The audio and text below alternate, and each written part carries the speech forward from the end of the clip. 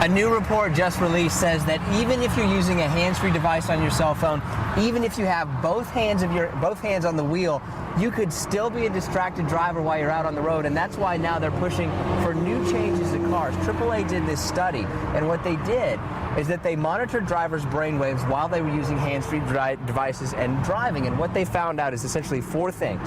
Reaction time is slower, your brain function is compromised, drivers see the road less, and they're less responsive to visual cues, and they broke everything down into essentially 3 categories. They say category 1 distraction is something like your radio if you're changing the station. Category 2 is a hands-free device if you're just talking on the cell phone, and then category 3, the most distracted, anything where you have to actually interact with it, talk to text, monitoring your GPS, anything like that, they said is extremely distracting, and they want car manufacturers to put less of those devices in cars.